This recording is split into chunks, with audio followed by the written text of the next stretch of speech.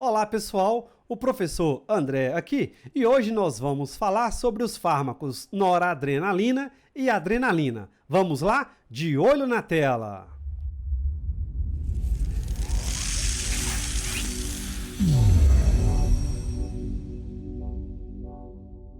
Então, pessoal, esses fármacos, noradrenalina e adrenalina, noradrenalina e adrenalina, são fármacos que pertencem à classe dos agonistas adrenérgicos não seletivos. E o que significa isso? Agonistas são fármacos que vão levar à ativação do respectivo receptor, ou seja, eles possuem tanto afinidade quanto atividade intrínseca. Adrenérgicos, ou seja, eles vão se ligar a receptores adrenérgicos. Não seletivos, eles vão se ligar a receptores adrenérgicos tanto do tipo alfa quanto do tipo beta. Ou seja, esses representantes são os próprios endógenos. André, mas existe noradrenalina e a adrenalina que podem ser administradas no paciente? Sim, temos até aqui do lado a representação esquemática desses fármacos. E temos aqui, olha, a isoprenalina. A isoprenalina também entra aqui nessa classe dos agonistas adrenérgicos não seletivos. No entanto, a isoprenalina é um fármaco derivado sintético da noradrenalina e que possui uma maior afinidade pelos receptores beta. Por isso, essa é até uma desvantagem terapeuticamente falando em relação aos demais. Bom, e quais são os usos clínicos relacionados à noradrenalina ou norepinefrina e à adrenalina ou epinefrina? Pessoal, esses fármacos podem ser utilizados para promover o efeito cardiogênico, tá? O efeito cardiogênico. Efeito cardiogênico. André, e o que significa isso?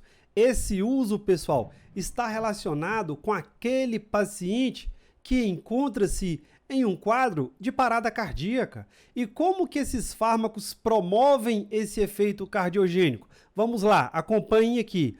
O fármaco, ele vai se ligar onde? Lá no receptor beta-1, localizado no miocárdio.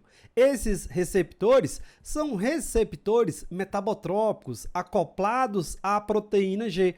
E quando esses receptores são ativados ou pela noradrenalina ou pela adrenalina, é como se houvesse ativação pelo ligante endógeno. E quais serão os efeitos resultantes da ativação desses receptores beta-1? Nós teremos um aumento da força e um aumento da frequência, tanto um aumento da força quanto um aumento da frequência, ou seja, eles promovem tanto o efeito cronotrópico positivo quanto o efeito ionotrópico positivo. Por isso, podem ser utilizados para promover esse efeito cardiogênico.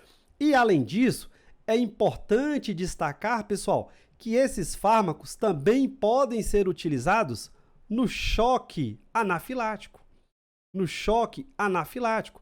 Bom, e é importante destacar que o choque anafilático, ele se caracteriza por um quadro de broncoconstrição. O paciente ele tem ali o fechamento dos brônquios e, além disso, ele pode ter um quadro com edema da glote.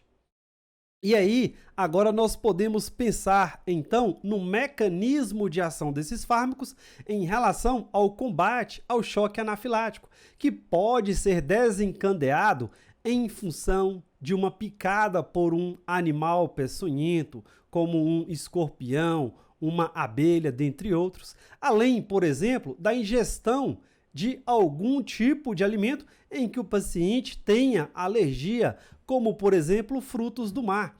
E como que esses fármacos vão promover essa melhora clínica nesse caso? Bom, pessoal, acompanhem aqui na tela. Nesse caso, o fármaco ele vai se ligar lá nos receptores beta-2 localizados nos brônquios pulmonares.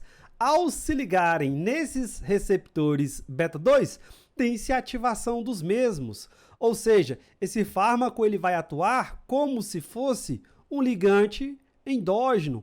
Ao ativar esses receptores beta-2, o efeito resultante é uma broncodilatação, E além disso, eles podem também se ligar lá nos receptores alfa-1, localizados nos vasos das vias aéreas superiores. Ao se ligarem nesses receptores, nós teremos como efeito fisiológico resultante uma vasoconstrição.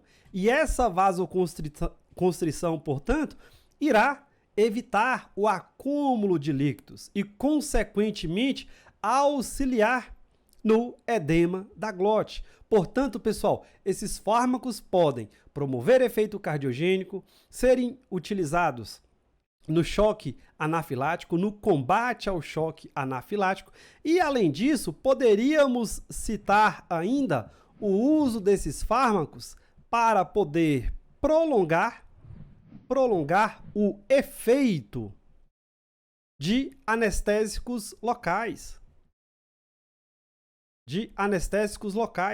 André, e como esses fármacos fazem isso? Por que eles fazem isso? Vamos lá, pessoal. O fármaco, nesse caso, ele vai se ligar nos receptores alfa-1, né, dos vasos. Consequentemente, o efeito resultante será uma vasoconstrição, o efeito resultante da ativação desses receptores. Essa vasoconstrição vai levar a uma redução do fluxo sanguíneo ali local. Essa redução do fluxo sanguíneo local vai reduzir a absorção do anestésico. Ao reduzir essa absorção do anestésico, é como se houvesse o prolongamento do efeito do anestésico, já que o mesmo vai estar sendo absorvido de forma mais lenta, ok? Em relação aos efeitos adversos, os principais efeitos adversos resultantes do uso desses fármacos são a hipertensão, já que, como eles aumentam a frequência e a força de contração, eles podem aumentar o débito cardíaco. Aumentando o débito cardíaco, aumenta-se a pressão arterial, vasoconstrição, taquicardia, bradicardia reflexa ou ainda arritmias ventriculares. Então, é isso aí. Noradrenalina, adrenalina administrada por via injetável são fármacos que pertencem à classe dos agonistas adrenérgicos não seletivos. Quais são seus usos clínicos? Promover o efeito cardiogênico, combater a reação anafilática e, além disso, podem prolongar o efeito de anestésicos locais. E é isso aí. Espero que vocês tenham gostado dessa super dica e lembrem-se, estude mais, estude sempre!